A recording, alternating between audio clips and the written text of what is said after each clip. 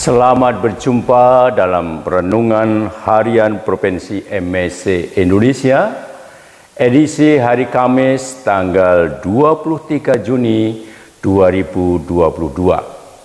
Saudara-saudariku yang terkasih, hari ini kita bersama-sama Gereja Universal merayakan Hari Raya Kelahiran Yohanes Pembaptis.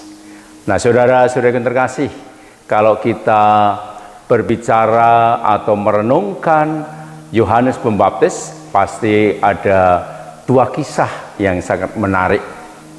Kisah pertama adalah di mana dia yang lahir mempersiapkan diri untuk jalan Tuhan, di mana dia mengatakan, "Aku mempersiapkan jalan bagi Tuhan." Maka Yohanes Pembaptis lahir untuk mempersiapkan semuanya. Ini kisah yang pertama. Kisah yang kedua, bagaimana kita juga melihat Yohanes Pembaptis yang berani mengungkapkan dan berani menyuarakan kebenaran. Maka dia berani menegur Herodes, dan akhirnya akibat dia berani mewartakan kebenaran, maka dia menjadi korban. Dia harus mati dan kepalanya dipenggal. Nah, pada kesempatan ini, saudara-saudara terkasih, saya ingin mengajak kita untuk merenungkan di pesta Hari Raya Kelahiran Yohanes Pembaptis ini, untuk melihat sejauh mana peran Yohanes Pembaptis di dalam mempersiapkan jalan bagi Tuhan, tapi sekaligus juga bagaimana dia juga selalu mengedepankan kebenaran sebagai warta bagi kehidupan dia sebagai seorang yang betul-betul dipilih Tuhan. Nah, saudara-saudara terkasih, Yohanes Pembaptis lahir dan dia betul-betul mempersiapkan semuanya untuk apa? Untuk jalan Sang Mesias. Ketika dia ditanya oleh murid-muridnya, "Apakah engkau Mesias?" Dia dengan sangat tegas mengatakan, "Bukan saya. Saya hanyalah pribadi yang dipilih oleh Tuhan, oleh Allah untuk mempersiapkan jalan baginya." Nah, saudara-saudara yang terkasih, Yohanes Pembaptis lahir dengan sangat istimewa dari seorang ibu, yaitu Elisabet, di usia tuanya. Dan kita tahu bagaimana kisahnya yang sangat-sangat luar biasa. Karena di saat Yohanes Pembaptis itu mau hadir, ayahnya Zakarias mengalami suatu hal, yaitu dia menjadi bisu. Karena Zakarias sendiri merasa tidak yakin apa benar istriku yang di usia tua hamil. Maka pada saat itu yang terjadi, akhirnya Zakarias bisu. Tetapi ketika Yohanes Pembaptis mau lahir, kemudian ketika itu Zakarias ditanya, "Siapa nama untuk anak ini?" Dan Zakarias menulis nama itu dalam sebuah tulisan, karena dia tidak bisa ngomong, nggak bisa bicara, dia tulis Yohanes.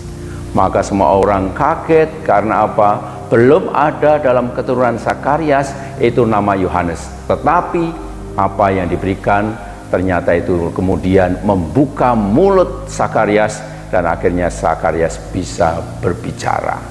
Nah, saudara-saudara terkasih, ini keistimewaan dari seorang Yohanes Pembaptis yang lahir.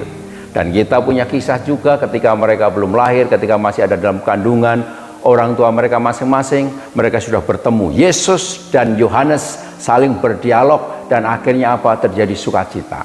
Nah, ini yang ingin saya katakan.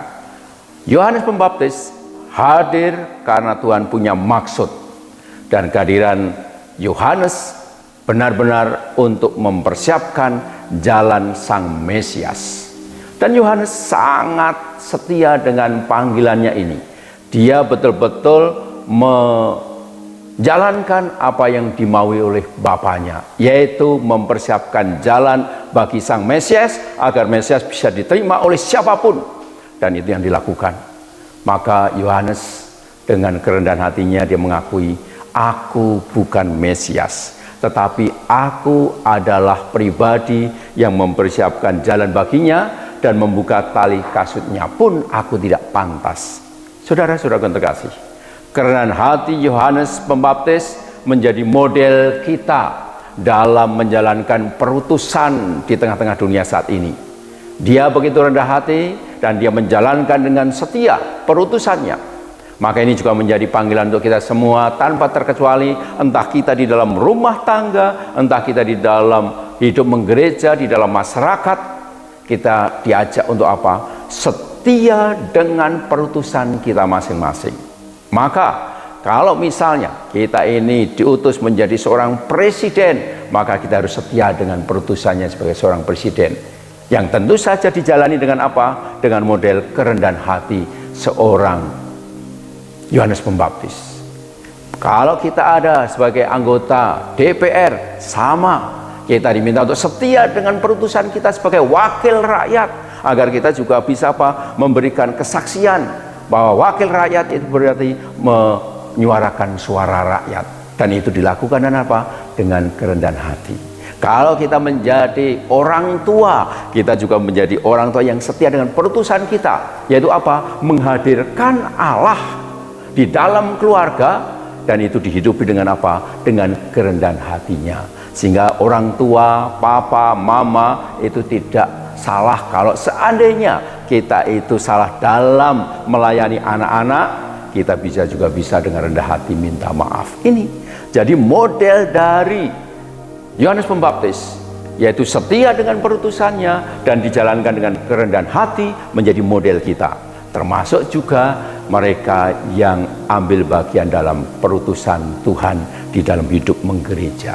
Mulai dari pastor, mulai dari suster, mari kita setia dengan perutusan kita. Seorang pastor berarti apa? Menghadirkan wajah gembala yang baik, Tuhan yang baik. Dan khususnya untuk bulan Juni ini kita berdevosi kepada hati kudus Yesus. Maka seorang gembala, seorang imam harus apa? Setia dengan perutusannya, menghadirkan hati kudus Yesus di tengah dunia. Yang tentu saja kehadiran hati kudus itu akan dilihat dari sisi kerendahan hatinya.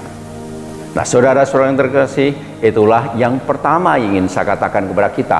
Yang kedua, dari sosok Yohanes Pembaptis ini adalah apa? Sisi keberaniannya untuk mewartakan kebenaran. Dia berani untuk menegur Herodes, seorang raja, seorang penguasa, karena jalannya sudah salah, sudah keliru. Maka dia memberikan kritikan dan dia menyuarakan kebenaran.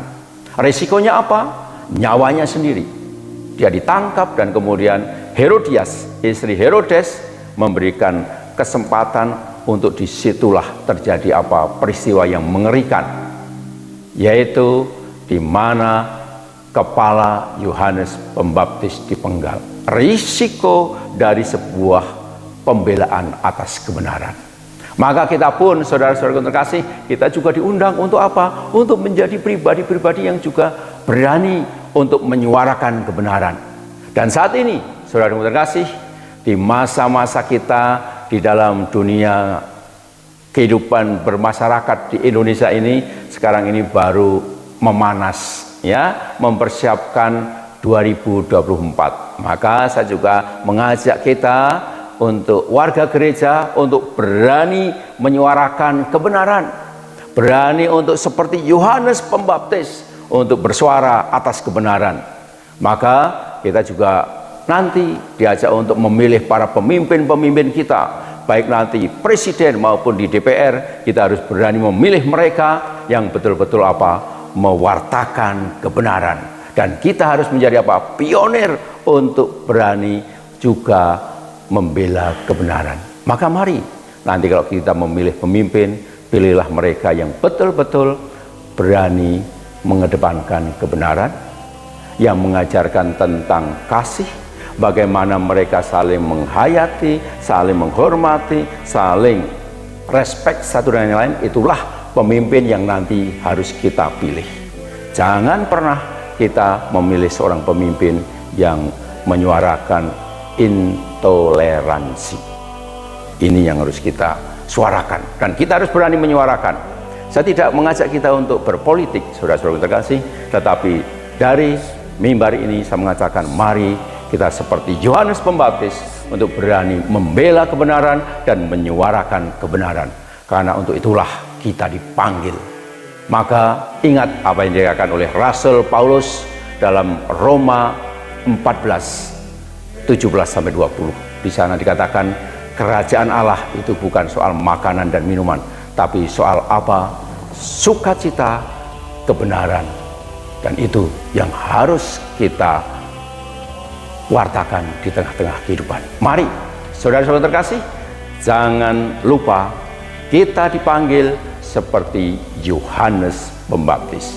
Semoga kelahiran Yohanes Pembaptis di tengah-tengah kehidupan menjadi juga inspirasi bagi kita untuk berani apa? Setia dengan perutusan kita, menjalankannya dengan kerendahan hati, dan akhirnya kita berani mengedepankan kebenaran. Semoga Tuhan menyertai dan memberkati perutusan kita masing-masing. Tuhan memberkati kita.